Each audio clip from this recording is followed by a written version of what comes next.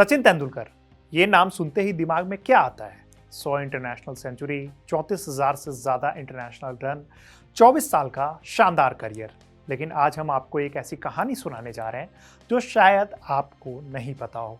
ये कहानी है एक ऐसे बैट की जो सिर्फ आवाज़ से पहचान लिया गया, और एक ऐसे शख्स की भी जिसने सचिन को बैटिंग के बारे में कुछ ऐसा बताया कि खुद सचिन भी हैरान रह गए। साल 1993, पुणे में एक बेनिफिट मैच हो रहा था।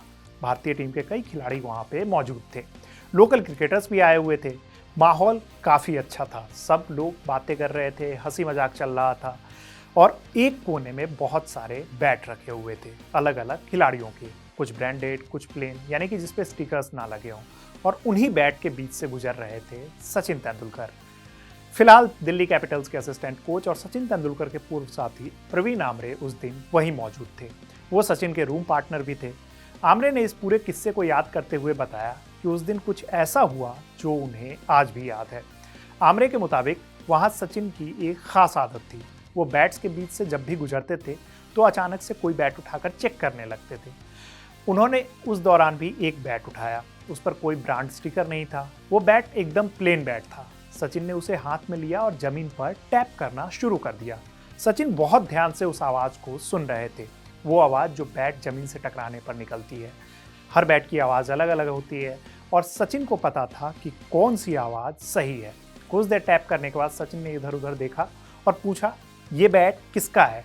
एक लोकल क्रिकेटर आगे आया, थोड़ा सा नर्वस था और बोला, सर मेरा है। सचिन ने मुस्कुराते हुए कहा, मेरे को ये बैट देगा क्या? उस शख्स को यकीन नहीं हो रहा था कि सचिन तेंदुलकर उनसे बैट मांग रहे हैं। उसने तुरंत ही हाँ कर दी, लेकिन सचिन ने सिर्फ बैट नहीं लिया। उन्होंने अपनी किट खोली और उसमें से 5 बैट निकाले, अपने कॉन्ट्रैक्ट वाले बैट, ब्रांडेड बैट, और उस शख्स को उन्होंने दे दिया। आमने ने बताया कि मैं उसका रूम पार्टनर था तो मैंने पूरी चीज़ देखी। सचिन ने उससे प्लेन बैट लिया और रूम में आकर उस पर अपना कॉन्ट्रैक्ट स्टिकर चिपका दिया और फिर उस बैट से उन्होंने खेलना शुरू कर दिया। इसके बाद जो हुआ वो इतिहास बन गया। आमने ने कहा कि मुझे साफ याद है कि सचिन ने उस बैट से 5 इंटरनेशनल सेंचुरी लगाई थी। जी हाँ, 5 इंटरनेशनल सेंचुरी, सिर्फ उस बैट की आवाज़ सुनकर जिससे उन्होंने चुना था। आमने ने साथ ही कहा, बस मैं यही कहना चाहता हूँ कि सचिन में बचपन से ही अच्छे बैट को पहचानने की नज़र थी, या यूँ कहें कि उनकी कान कुछ अलग ही थी बैट्स को पहचानने के मामले में। तो ये कहानी सिर्फ एक बैट को चुनने की नहीं थी। ये कहानी बताती है कि सचिन क्रिकेट के हर पहलू को कितनी गहराई से समझते थे। बैट की आवाज़, उसका वजन, उसका बैलेंस, हर चीज़ सचिन को बेहतर तरीके से समझ आती थी।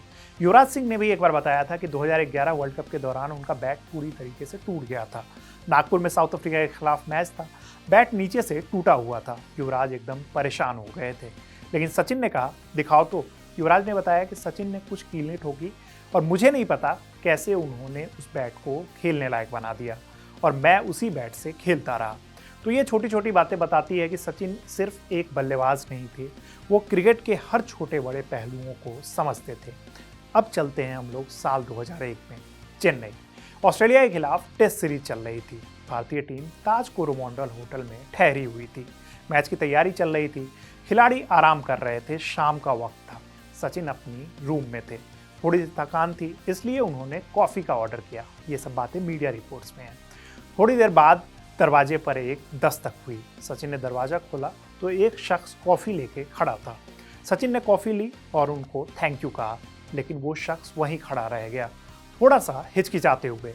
सचिन ने उनसे पूछा कि और भी कुछ चाहिए क्या आपको? उस शख्स ने हिम्मत जुटाई और बोला, सर क्या मैं आपसे क्रिकेट के बारे में कुछ बात कर सकता हूँ? अब देखिए, सचिन तेंदुलकर जैसे इंसान के लिए क्रिकेट की बात करने का न्योता मना करना मुश्किल होता है, खासकर जब सामने वाला इतनी विनम्रता से पूछ रहा हो। सचिन ने तुरंत कहा, हाँ जी बोलिए। उस शख्स ने गहरी सांस ली और फिर जो बात कही वो सुनकर सचिन चौंक गए। उसने कहा, सर मैंने एक बात नोटिस की है कि जब आप एल्बो गार्ड पहनते हैं तो आपकी बैट स्विंग जो है वो बदल जाती है। सचिन ने पहले सोचा कि शायद वो कोई मजाक कर रहे हैं, लेकिन उस शख्स का चेहरा बिल्कुल सीरियस था। वो आगे बोला, सर मैं आपका बहुत बड़ा फ़ैन हूँ, मैं आपकी बैटिंग बार बार देखता हूँ। वीसीआर में रिवाइंड करके मैंने 5-7 बार आपकी बैटिंग देखी है और हर गेंद को कई बार मैंने देखा है। तो मैंने नोटिस किया कि जब भी आप एल्बो गार्ड पहनते हैं तो आपका बैट स्विंग बदल जाता है।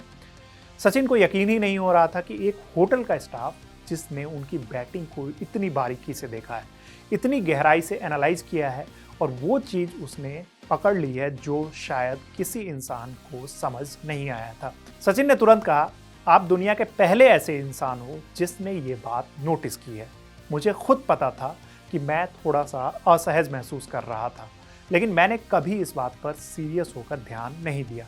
सचिन ने 2017 में सचिन बाय स्पार्टन के लॉन्च के दौरान ये पूरा किस्सा सुनाया।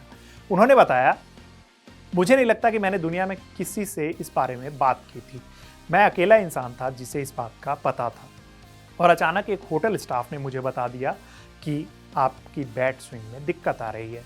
सचिन ने बताया कि उस बातचीत के कुछ साल बाद जब उन्हें एल्बो पर एक बार चोट लगी तो उन्हें एहसास हुआ कि उनके एल्बो गार्ड में पैडिंग काफ़ी नहीं थी। तब उन्हें उस शख्स की बात याद आई। सचिन ने कहा, मुझे लगा कि मुझे इसे खोलकर दोबारा काम करना होगा। फाइबर और कुशन दोनों तरफ लगाने होंगे ताकि इम्पैक्ट को एब्जॉर्ब किया जा सके। और फिर सचिन ने वही किया। उस दिन वो मैदान से रूम वापस गए, अपना एल्बो गार्ड उठाया और उसे रीडिज़ाइन करना शुरू कर दिया। सही साइज, सही पैडिंग, सही स्ट्रैप पोजीशन, सब कुछ उन्होंने ठीक किया और फिर उसी एल्बो गार्ड के साथ वो खेलते रहे। बाद में पता चला कि वो शख्स कोई वेटर नहीं बल्कि होटल का सिक्योरिटी स्टाफ था। उसका नाम था गुरु प्रसाद। होटल ने बाद में कहा कि उन्होंने गुरु प्रसाद को ढूंढ लिया है और उनकी सचिन से मुलाकात करवाने की कोशिश कर रहे हैं। गुरु प्रसाद ने द न्यूज़ मिनट को बताया कि मैंने उनसे पूछा कि क्या मैं क्रिकेट के बारे में कोई सुझाव दे सकता हूँ। मुझे पूरा यकीन था कि वो मेरी बात सुनेंगे ही नहीं। मैं तो सिर्फ एक होटल स्टाफ था, लेकिन उन्होंने तुरंत हाँ कह दिया और मेरी पूरी बात उन्होंने ध्यान से सुनी। ये घटना 2001 की शुरुआत में हुई थी, ऑस्ट्रेलिया के खिलाफ टेस्ट सीरीज के दौरान। चेन्नई की पहली पारी में सचिन ने 126 रन बनाए थे। उसके बाद के सालों में सचिन ने अपने रीडिजाइन किए हुए एल्बो गार्ड के साथ कई यादगार पारियां खेली। तो इस कहानी की सबसे खूबसूरत बात यह है कि सचिन जैसे दिग्गज खिलाड़ी ने एक सिक्योरिटी स्टाफ की बात मानकर इतना गंभीरता से उस पर काम किया और उन्होंने इसे इग्नोर नहीं किया। उन्होंने ये नहीं कहा कि आप क्या जानते हो क्रिकेट के बारे में, बल्कि उन्होंने उनकी बात ध्यान से सुनी, उस पर गौर किया और फिर उस पर काम भी किया। ये सचिन की विनम्रता को दर्शाता है, उनकी महानता को भी दर्शाता है कि सीखने के लिए हमेशा तैयार रहना चाहिए, चाहे सबक किसी से भी आए। सचिन ने 2013 में इंटरनेशनल क्रिकेट को अलविदा कहा।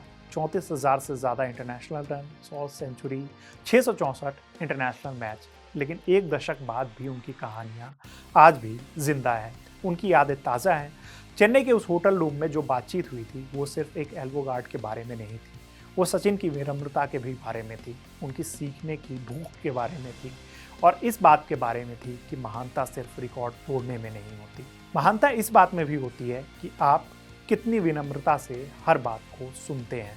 गुरु प्रसाद ने शायद सोचा भी नहीं होगा कि उनका वो छोटा सा ऑब्जर्वेशन सचिन जैसे महान खिलाड़ी के लिए इतना मायने रखेगा, लेकिन सचिन ने उसे मायने दिए और शायद इसलिए वो सिर्फ मास्टर ब्लास्टर नहीं बल्कि क्रिकेट के भगवान कहलाते हैं।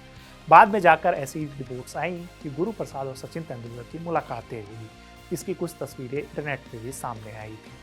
अब क्योंकि कभी कभी सबसे बड़ी बात ये नहीं होती कि आप किसी चीज़ के बारे में कितना जानते हैं, सबसे बड़ी बात ये होती है कि आप उससे कितना सीखने को तैयार हैं। और सचिन तेंदुलकर हमेशा सीखने को तैयार रहते थे। तो इस कहानी में फ़िलहाल इतना ही। ये कहानी आपको कैसी लगी हमें कमेंट बॉक्स में ज़रूर बताइएगा। देखते रहिए स्पोर्ट्स कैफे। धन्यवाद।